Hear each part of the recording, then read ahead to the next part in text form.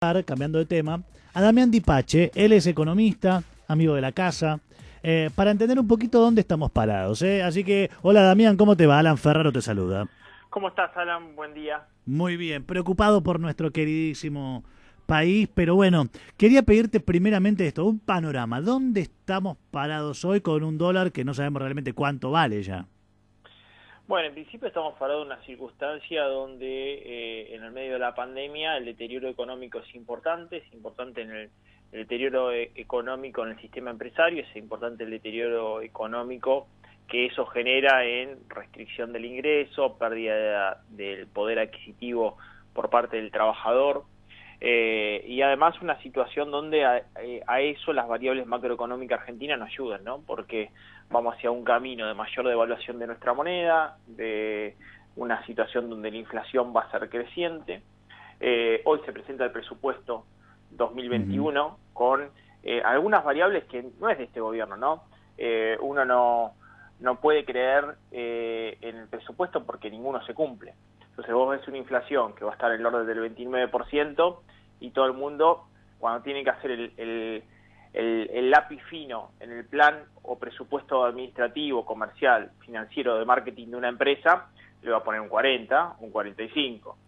Ahora, ¿por qué hacen esto de subestimar en el presupuesto? Porque lo hacen todos, la inflación. Bueno, porque yo creo que la política nunca transparenta la situación porque hace un juego político del presupuesto y no quiere exacerbar las dificultades macroeconómicas por las cuales se atraviesa Argentina, porque también, bueno, muestran un dólar de 101 a fines de diciembre de 2021. Entonces, en definitiva, nunca sirve eso como base, es una cuestión, digamos, administrativa, burocrática, pero no sirve como base como para poder evaluar el futuro de esas variables en Argentina, y más en un contexto de pandemia, que eso sí quiero aclarar. Guzmán, el ministro de Economía, dijo que es muy difícil que administrar la economía en contexto de pandemia. No le pasa solamente a Argentina, le pasa al resto de los países del mundo el tema que la Argentina de la prepandemia, y estoy hablando prepandemia años, y te diría décadas, nunca cumple un presupuesto. Cuestión que en otros países del mundo sí pasa de que los presupuestos se cumplen, ¿no? Ahí estaba viendo que el proyecto contempla un déficit fiscal del orden del 4,5%. Es decir, ya nos está anunciando el gobierno que va a gastar más de lo que le entra. Ahora, ¿cómo va a financiar o sostener ese déficit? Hay dos puntos en el presupuesto donde queda claro cómo lo va a financiar. Uno es con mayor presión tributaria. Desgraciadamente... ¿Aumentan impuestos? Aumentan impuestos. Qué bien, bravo, ¿eh? En una Argentina donde nos están mostrando la mayor cantidad de empresas que no quieren soportar esa presión tributaria, donde la inestabilidad macroeconómica no sirve para poder mantener una inversión en nuestro país, nosotros presionamos tributariamente, pasaría del 24% del producto al 24,8% de la presión tributaria, aumentar casi un punto en el medio de la pandemia. La presión tributaria es suicida, independientemente a quién se le impute, si es el impuesto a la riqueza, si es un impuesto a las pymes como se está pensando, a quién se le impute es una locura, eso va a generar mayor nivel de informalidad sin ninguna duda.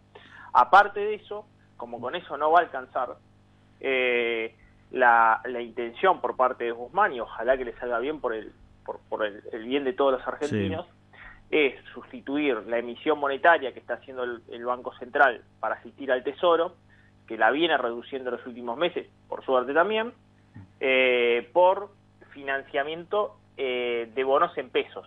O sea, que el mercado de pesos, de alguna manera, financie los bonos que va emitiendo el Tesoro para, financiar este déficit fiscal del 4,5%.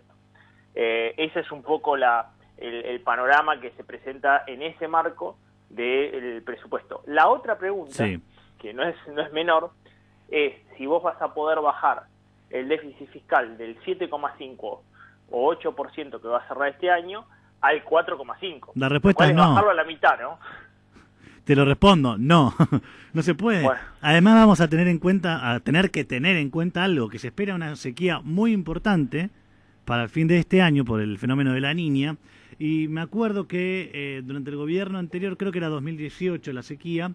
Después de eso hubo una devaluación más que importante. Sí, fue en el verano del 2018.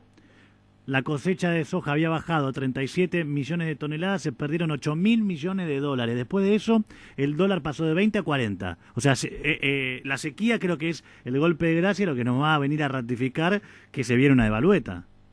Bueno, en definitiva, ahí tenemos dos datos. La sequía ya se está produciendo en el mundo, de hecho en Norteamérica, se produjo en Norteamérica la sequía, por eso está llevando el valor de los commodities al alza. Brasil sobrevendió stock de materias primas, sobre todo lo que es soja, trigo, maíz.